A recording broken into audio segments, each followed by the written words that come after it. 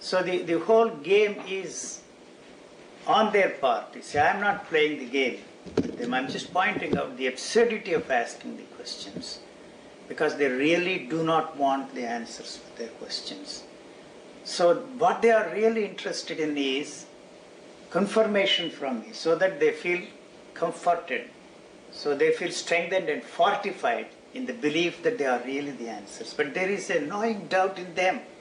They are not so sure that the answers are the real answers for their problems.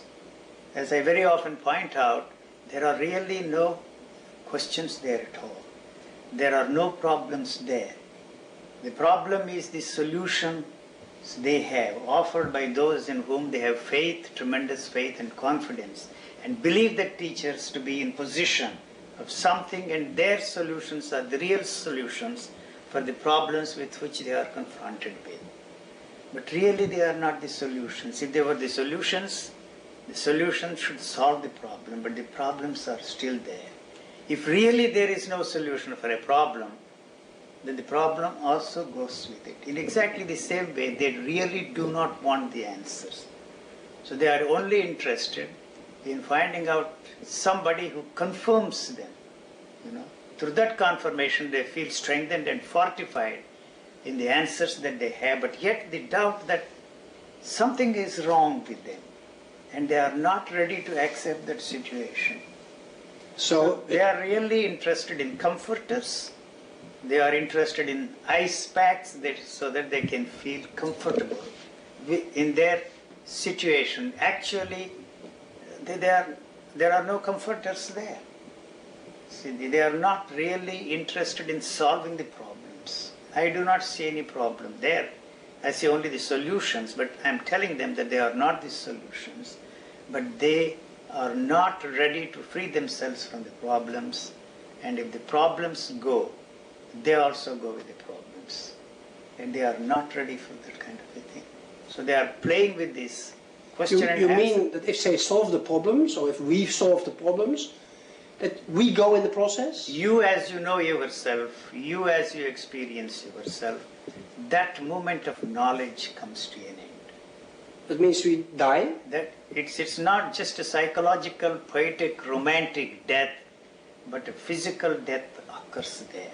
Physical death means clinical death.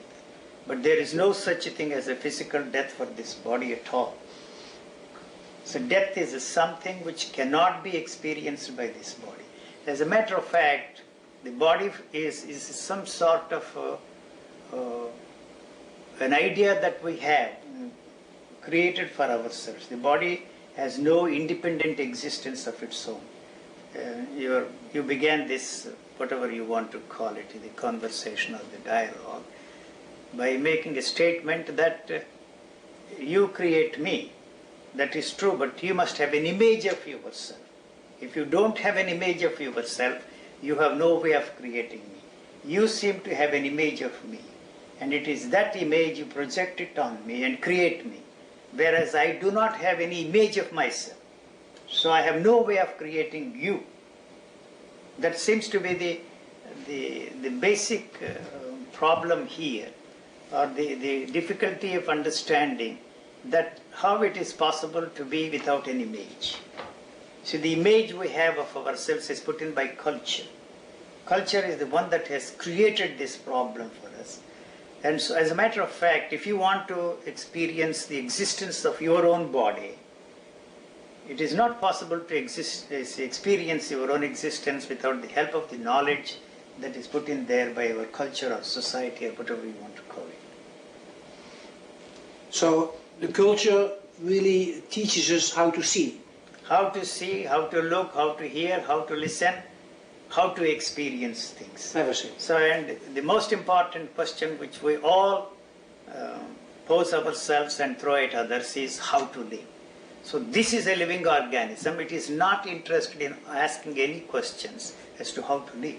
But at the same time, the culture, my parents and many other parents, tell kids from the beginning that they're not good enough. That they have to learn everything, and they get continuously actually flack or punishment for what they do wrong, very little compliment for what they do right. So the focus is on not being good. That is the basic problem which we are facing today.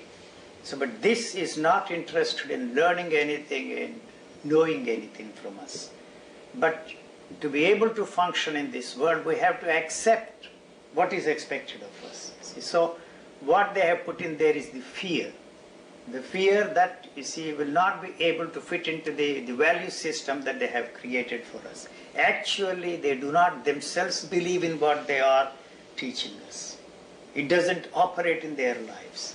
So they put that, you see, the neurotic situation across to the children and create this fear. See, what we have there is only actually the fear. The fear of losing what you know.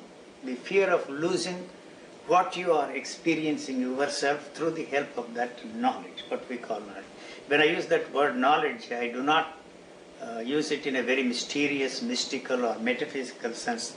The knowledge that is a flashlight, that is a video camera, that you see, this is my hand, this is my nose. That's what you teach your children. Yes. Every time you have a visitor, you ask your child, show me your hand, show me your nose, show me your ears, show me your teeth.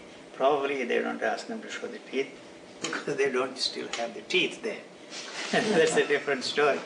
But you see, tell your friend the name. So that is how we build the identity. The identity is born out of fear. So you do not want the identity to come to an end. The only way you can maintain constantly this identity is through the demand to know more and more and more. We already know a lot, but we are not ready to free ourselves from the knowledge we have been accumulating. So we want to accumulate, add more and more and more to that knowledge. So that's the most important thing. The identity is the most important thing. How do you maintain and give continuity to that identity? It is through the constant use of memory. That's all that is there. The knowledge is memory. Since you've learned. Since we are taught by the culture, Yeah. the society, educators, teachers, the whole lot of them, whole environment. So there is no original thought of our own? There is no thought which you can call your own. I don't have any thoughts which I can call my own.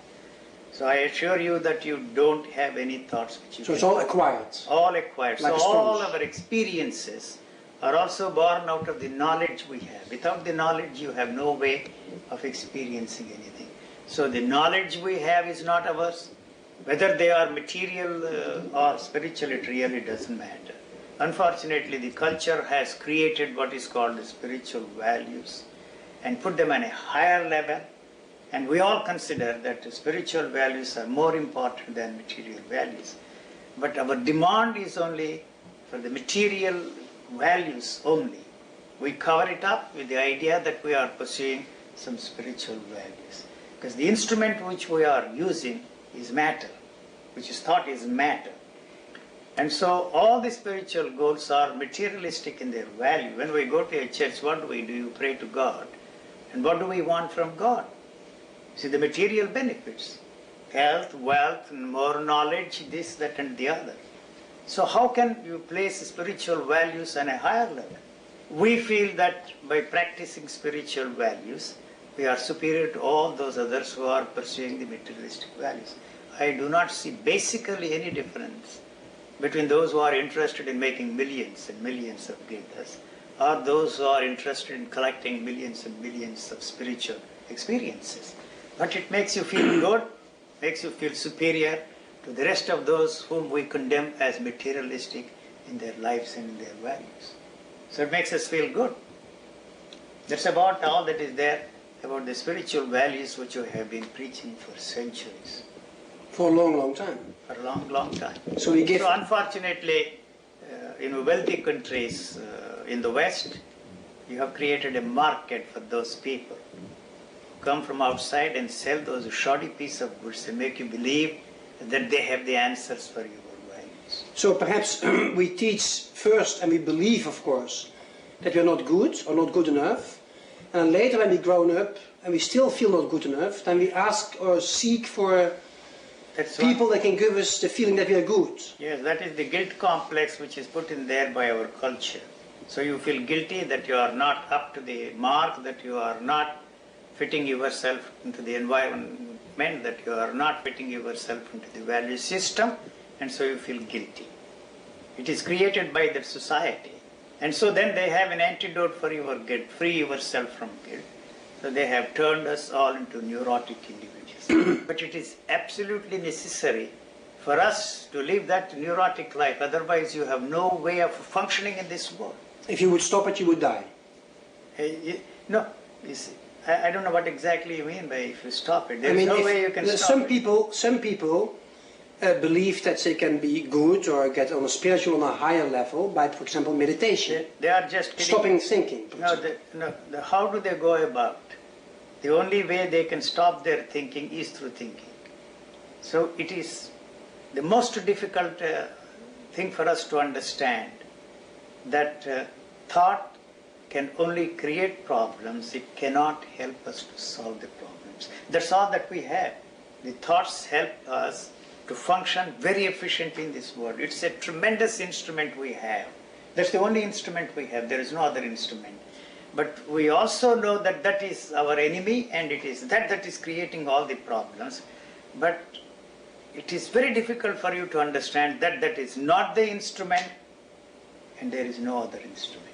When that realization dawns on you that that is not the instrument and that there is no other instrument, there is no need for you to look around for another kind of an instrument. No instrument is necessary.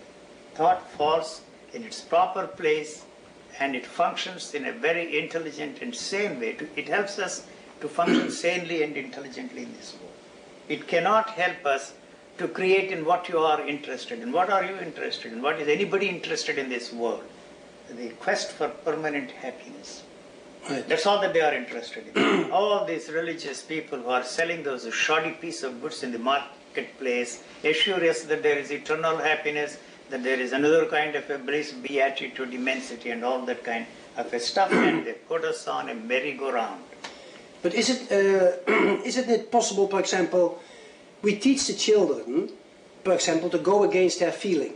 For example, a kid doesn't want to go to school, but we say, with an argument, with an idea, you have to go against your feeling, because later you will be very grateful, you get a good job, you get money, and so the body reacts by warning us that we go against it, in a way. You know, isn't it? The feelings are also thoughts. Thoughts? Yes, they are also thoughts. Somehow we are made to believe that the feelings are different from the thoughts. Hunger too? Thirst too? They are natural functionings of the body. Yes. So what is hunger after all? The definition of hunger is something very strange. When the glucose level goes down, what you call hunger is created there. The demand to maintain the level of glucose in your system, that's all. But if you don't feed this body for 2 or 3 days, probably the first 2 days you will feel the hunger tantrums. Afterwards you don't know what hunger is. No. So the body begins to live on itself. But then on a certain moment the hunger comes back. Then you know, if you then don't eat... So what you are left with is the memory of hunger. Hunger. So that is why in all spiritual pursuits, the fasting is a very important factor, both here in the West and in the East. So fasting creates some disturbances in the chemistry of your body, and it gives you all kinds of experiences which are in the area of fantasies, and you call them spiritual experiences and feel so good. You know, in Ireland where the terrorists fasted for 63 days, that's what they say. You can last for 61, 62, 63 days, that's all you can last. So it lives on itself. And they have recorded some of those experiences which fall into the area of spiritual experiences. So if you fast, that fasting gives you some fantastic experiences, and you give a name to them and call them the spiritual experiences. All experiences demand more and more experiences of one kind and less of the other kind. So that's all that we are interested in, but there is no such thing as a new experience at all. It needs water. So if we deny water, a sort of a dehydration takes place, and it goes where? Yeah. Goes where? It does not go anywhere. You see, it is put together and then it falls apart, and so a reshuffling of atoms takes place in nature, and that is very essential for the universe because it has